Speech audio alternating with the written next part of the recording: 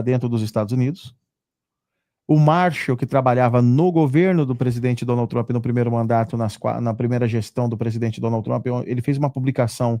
O Maduro queria fazer uma festa no estádio do aniversário dele. E o Marshall simplesmente publicou uma foto do estádio. E o Maduro simplesmente cancelou o evento, que seria no dia 23. O Marshall é o mesmo cara que publicou a foto do piloto do Maduro e no alto fez a volta e sumiu o piloto. O avião estava em pleno voo. Assim que o cara publicou a foto, ele mandou o avião retornar. O avião fez o contorno e desceu em Caracas e o piloto sumiu, né? Deve estar na terra do pé junto uma hora dessa. E agora essa embarcação russa travada e o espaço aéreo fechado. Como é uma área delicada e sensível, que é uma área bélica, militar, estratégia militar, eu até jogo essa para você, Moisés. Como é que fica o cenário agora? Porque assim, o Maduro caindo, eu entendo muito bem que o dia do Lula tá contadinho. É contagem regressiva para o Lula, porque o Petro já era. Eu entendo muito bem que essa operação na Venezuela, ela acaba impactando no cenário político no Chile. Ela acaba impactando em cenários políticos nos demais países. E um país que está recebendo muito esse impacto é Colômbia.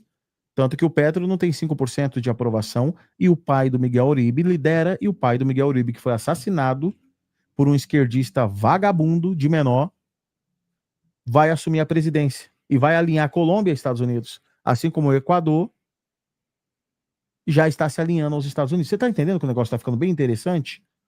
Então, assim, eu queria ver, porque assim, eu tô torcendo que o Maduro esteja dentro desse voo e some.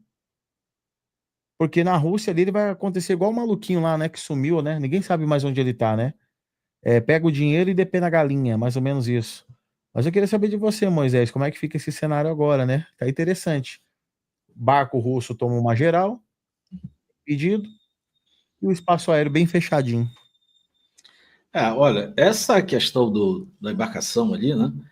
Nunca saberemos, né, o que tem efetivamente dentro. Mas a Rússia tem uma frota fantasma desde o início das sanções, ainda lá atrás, desde a questão da Ucrânia, né? Ainda no governo Biden. Isso ficou muito mais rigoroso com a questão do Trump. Só que, recentemente, o Trump assinou dois materiais, primeiro restringindo bastante o acesso de países que estavam financiando o conflito a partir do consumo de petróleo e derivados da Rússia. E agora, na última semana, ele assinou um decreto ainda mais pesado, podendo colocar sanções e tarifas de até 500% sobre países e importações de produtos vindos da Rússia. Então, o que aconteceu? Você não enche um petroleiro e coloca no mar em 3, 4 dias. Às vezes é um processo de uma quinzena, às vezes 20 dias. Então, quando o Trump assinou isso, muita coisa já estava no mar. Agora, também não é muito normal. A via, né, o pessoal ir buscar o petróleo da Venezuela e, por exemplo, mandar para outros países como Irã e China, né, para vender barato. Mas também é verdade que a Venezuela, há alguns anos, está com a sua indústria de refino totalmente comprometida. Então, tem petróleo bruto. O petróleo da Venezuela não é o melhor petróleo do mundo, é um petróleo pesado. Ele precisa de muita estrutura para refino. É normal que a Venezuela envie o petróleo para fora, mas ele não tem gasolina para os veículos dentro. Então, você envia o petróleo e volta a gasolina já refinada. O Brasil também faz isso, tá? O Brasil tem dificuldade de refino de combustível. Pode ser isso, ou pode ser simplesmente que muita coisa vinha ali dentro. Jamais saberemos, né? Tem esse problema. Com relação a tudo que está para acontecer ali, eu digo para vocês que a gente está muito breve de ver as cenas dos próximos capítulos, né? Quero ouvir a opinião do Fábio aí também sobre o tema, se quer complementar aí sobre esse assunto, né, para a gente seguir adiante, mas eu digo que as informações que o Lisboa está trazendo aí, principalmente desse monitoramento aéreo, são muito pertinentes. Eu também torço, tá, Lisboa, que o Maduro desapareça numa dessas aeronaves aí, né, ou faça aí um processo de transição. Está com você aí, Fábio. Eu continuo achando que ainda vai demorar bastante, né? Essa novela mexicana ainda vai demorar bastante, porque a estratégia do presidente, a estratégia dos Estados Unidos é não declarar uma guerra não fazer. Por exemplo, ontem nós falávamos sobre as questões das tarifas, que acredito eu que o Trump tirou parte das tarifas porque a situação nos Estados Unidos está difícil, está perdendo popularidade, está sendo atacado de todos os lados. Então, ele está agindo com muito cuidado, porque se ele ataca a Venezuela, já está perdendo popularidade, está tentando voltar a trabalhar para ganhar essa popularidade. Uma guerra faz com que ele perca ainda mais popularidade. Então, ele está sendo cirúrgico. E para ser cirúrgico, não pode agir de forma rápida.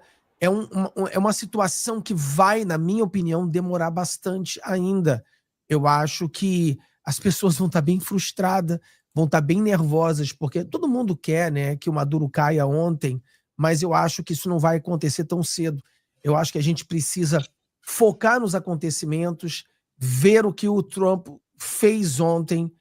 Semana passada ele disse que vai focar um pouco na questão da economia americana, na questão dos preços dos produtos nos Estados Unidos. Então, ele está fazendo esse jogo. Tem um pouco de divisão na direita aqui nos Estados Unidos. Então, tem muitas coisas acontecendo dentro dos Estados Unidos que a gente precisa colocar nesse contexto. Então, eu acho que sim, o Maduro vai cair, mas eu acho que ainda vai demorar um pouquinho para que isso aconteça, porque tem que ser feito de uma forma cirúrgica, não pode ser feito de qualquer maneira, tem que ser feito de uma forma que isso será uma grande vitória e não uma grande derrota. Então, eu acho que é isso que vai demorar um pouco ainda. Para você ter ideia, eu peguei uma matéria, eu estou até lendo ela, diz o seguinte: a ditadura cubana se beneficia mais com a morte de Maduro do que com a sua rendição. Com certeza. Carlos Chanches, né, chutou essa. O Carlos, ex-ministro da Bolívia, diretor do Instituto Interamericano para a Democracia, falou no programa essa tarde sobre o narcotráfico e o seu papel na ditadura cubana e venezuelana e Nicarágua. Cuba é o primeiro narcoestado, depois da Colômbia. Temos as famosas ligações com o narcotráfico, o ex-presidente, né? E ele vai narrando toda a história até chegar em Hugo Chávez. Então, o negócio fica interessante, porque agora estão falando da nova primavera, né? Quando você matar a galinha de ovos de ouro do sistema, que é Venezuela, Nicarágua, Cuba e Colômbia vão sentir um impacto muito forte. Então, ali pode ser já um ar de respiro, né? Você põe governos alinhados e buqueliza tudo, acabou, aí já era. O Lula vai ficar sozinho. Olha que delícia. E se você quiser entender mais sobre isso, pessoal, no portal O Código 22 tem esse material aqui, ó. Ele vai acabar com o foro comunista. Aliás, essa matéria foi um pedido do Lisboa, né, que pediu uma análise dos nossos editores e trouxe um material completo sobre o verdadeiro alvo de toda essa força-tarefa que está aí no Caribe, né? Código 22 é isso aí, pessoal, informação como ninguém. Eu vou perguntar aos amigos, se alguém quiser fazer algum complemento, pode fazer agora, ou a gente passa direto aqui para os comentários e aí vai respondendo. O tema está livre, tá, pessoal? Uma sexta-feira aqui, sextou, muita coisa vai acontecer lá na frente, tá? Eu quero, só antes da gente passar para esse tema, eu vou fazer duas coisas. Uma, eu queria agradecer aqui mais alguns amigos, né, que apoiaram aqui pelo Pix, mas eu também queria trazer uma mensagem, porque a gente não pode esquecer do líder máximo da direita. Então, deixa eu só agradecer aqui rapidamente o pessoal que deu uma força aqui no Pix, no Código 22, a Ana Maria, a Renata Vilas Boas, a nossa amiga Neza César está sempre aqui conosco, Rejane, o Roberto, o Denise, a Selma Sueli, Elaine, a Alícia e Rubaia, Valéria. Muito obrigado aí o pessoal que está apoiando, de coração mesmo. Muitos, inclusive, já são assinantes, mas estão dando uma força aqui no Código 22. Eu quero trazer aqui novamente,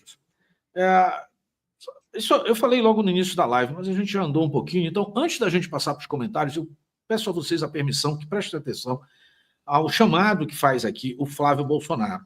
Tá? É um chamado por oração, é um chamado pela direita do Brasil, é um chamado para todo mundo, na verdade, da direita que está sendo perseguido, é óbvio, né, na figura do maior símbolo da direita brasileira, por toda essa luta. Tá? Então, vamos ouvir aqui rapidamente, tá? E aí, na sequência, a gente vai aqui para as perguntas. Eu não tinha combinado aqui com os amigos, mas eu tenho certeza que ninguém vai se incomodar aqui com isso. Vamos lá. Você vai lutar pelo seu país ou assistir tudo? Só um minutinho. Pronto, agora. Você vai lutar pelo seu país ou assistir tudo do celular aí no sofá da sua casa? Eu te convido para lutar com a gente. Nesse primeiro momento, a gente vai buscar o Senhor dos Exércitos. Eu te convido para uma vigília que começa nesse sábado, dia 22 de novembro, a partir das 7 da noite, aqui no Balão do Jardim Botânico, na altura do condomínio do meu pai, o Solar de Brasília 2, para orarmos pela saúde dele e pela volta da democracia no nosso país. Vamos pedir a Deus que aplique a sua justiça aos que perseguem tanta gente inocente e ajudam os verdadeiros bandidos a se manterem no poder. Não tem mal que dure para sempre, e Deus fala na Bíblia que a escuridão mais forte é exatamente a que precede a chegada da luz. E se o momento é o mais difícil para a gente, pode ter certeza que Deus está no comando de tudo. E muito em breve, a luz vai vencer as trevas. Então a luz nascerá nas trevas e a tua escuridão será como o meio-dia. Isaías 58:10. Te espero lá, porque a gente não vai desistir do Brasil de jeito nenhum. A nossa pátria não vai continuar nas mãos de ladrões, bandidos e ditadores. E com a sua força, a força do povo, a gente vai reagir e resgatar o Brasil desse cativeiro que ele se encontra hoje. Quando os ímpios sobem ao poder, o povo se esconde. Mas quando eles perecem, os justos se multiplicam. Provérbios 28:28. Vem com a gente, vamos lutar. Te espero aqui. Só uma bela mensagem aí do Flávio. Quem puder, em Brasília, atenda esse chamado. Quem não puder, fisicamente, de onde você estiver por todo o Brasil, orações pelo presidente Bolsonaro e mais. Em todos os canais que você assistir, que é de direita raiz, vá lá e se manifeste também. Quem não pode estar presencialmente, mas vai poder estar de alma e de coração, né? Lisboa, quer comentar alguma coisa? Fábio também. Na sequência, nós vamos aqui para os comentários. Só um comentário rápido. Eu não sei se vocês viram, poucas horas atrás saiu a notícia de que o juiz escolhido pelo presidente Bolsonaro vai assumir os direitos humanos, né, direito internacional dos direitos humanos, aquele mesmo tribunal que poderia, né, até mesmo ter um mandado de prisão para o desprovido de cabelo. Aquele mesmo agora está assumido por um escolhido pelo presidente Bolsonaro. Não sei se vocês leram isso. Também saiu a matéria do Buchholz, né, o Buchholz, falando, né, da outra direita, tudo isso. Então, muita coisa boa acontecendo aí. Muita coisa boa. Ele foi indicado pelo Bolsonaro e hoje ele se tornou presidente. Vai ser de agora até 2027. Então, isso aí eu acho que é uma bomba que a gente pode falar sobre isso bastante amanhã. Excelente, Fábio, excelente. Lisboa. E um detalhe, quando a gente está unido no mesmo sentimento, pessoal, a prosperidade vem, né? Lisboa, quer falar alguma coisa aí? Deserto é momentâneo. Todos que estão desse lado aí, deserto e prova são momentâneos. A perseguição que está sendo feita ao maior líder da direita hoje já passa as fronteiras do Brasil. E o que eu passo para todos vocês que é uma questão de tempo. A importância agora é a gente não desistir e ser resilientes. A direita tem que ser chata. Quando a gente entender que a gente tem que ser chato e militante mesmo, bolsonarista mesmo, porque não tem direita, tem Bolsonaro. Se a gente falar direita, nós três aqui vai debater, vamos entrar, mas a gente quer o mesmo foco. Mas vai ter uma treta aqui. Mas quando a gente fala Bolsonaro, nos três converge. Não, é Bolsonaro. Então, assim, antes de ser de direita, você tem que ser bolsonarista.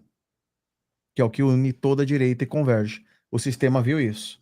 Então é importante cada um que está desse lado, põe sua camisa verde e amarela, põe sua bandeira na porta, conversa com o indeciso, publica nas suas redes sociais, cobra o seu político, porque se eu estivesse no lugar de alguns políticos, vocês iam me ver todo dia com a roupa Liberte Bolsonaro e com o boné Liberte Bolsonaro, todos os dias. E eu ia aproveitar para entrar na imprensa, onde tem imprensa, marca, aquilo ia ser minha roupa de dormir, minha roupa de caminhar. Ia deixar grudar no corpo. É o que tá faltando aí em muitos políticos. Vai fazer uma camiseta igual essa aqui, ó, tá vendo aqui, ó, vlog do Lisboa.